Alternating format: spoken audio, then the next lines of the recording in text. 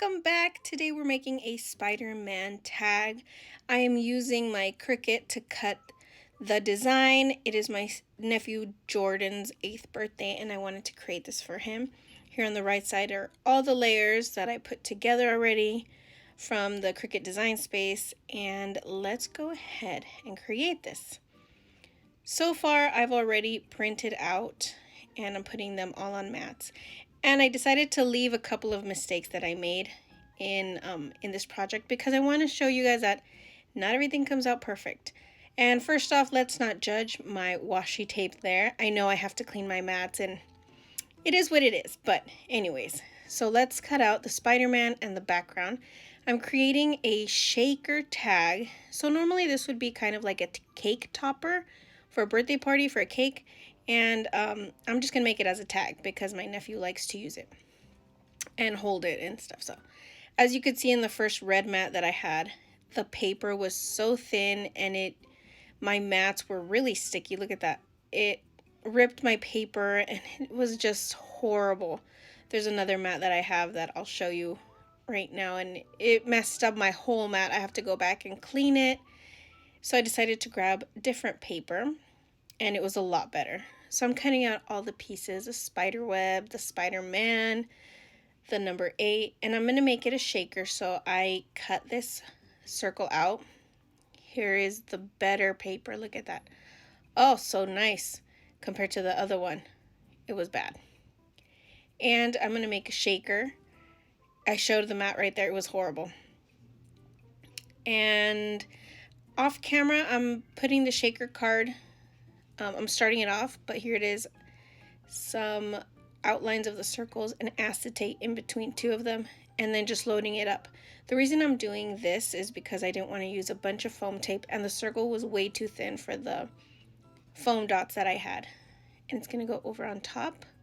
So I'm going to let that dry a little bit, all the layers. And this is thick foam that I just picked up from the craft store, and I added a sticky double-sided tape on the back of it. I'm also using my Barely Arts craft glue for more intricate pieces and layering the outline of Jordan's name on there. Then let's go back and assemble all of these goody deliciousness together. I'm putting them on kind of like layer over layer, and if you've seen these on Pinterest or YouTube or TikTok, they're very time consuming. That's why this is super fast. I had so much fun making this and just kind of thinking of stuff that he would like, and to add a good touch to my tag. So the shaker element was great.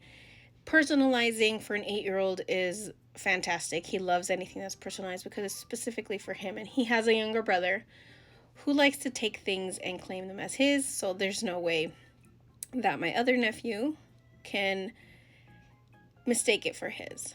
And for my other nephew, I will be making a Star Wars one like this later in July. I thought this was so cool. I've seen so many of these on Pinterest, and I really wanted to try it out and put one together and see what all the fuss is about.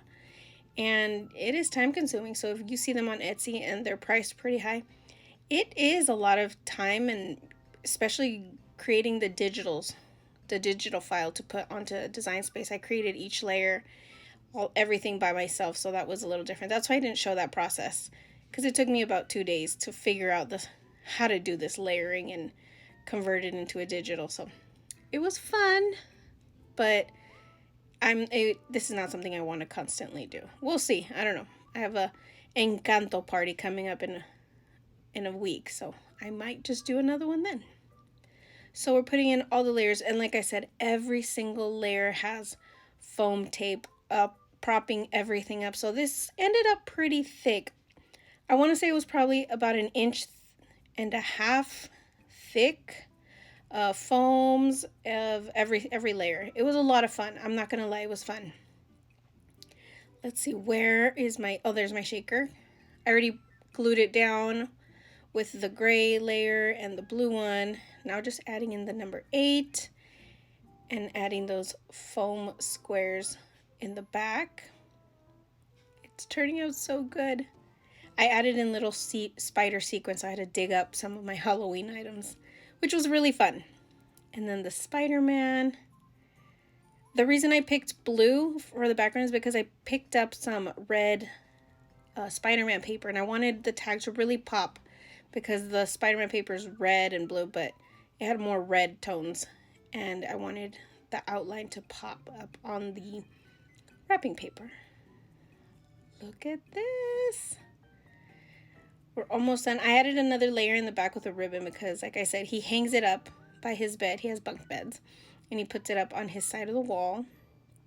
And the idea was I was going to write in the back, kind of like his letter, but I ended up making a card just the same, only a smaller version, and not a shaker. It was just a card. Look at that. Look at all those layers.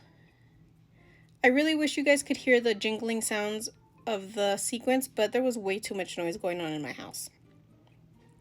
Look at that. This was so fun. I also did a, with my powder tool around the edges so that it wouldn't stick onto the acetate.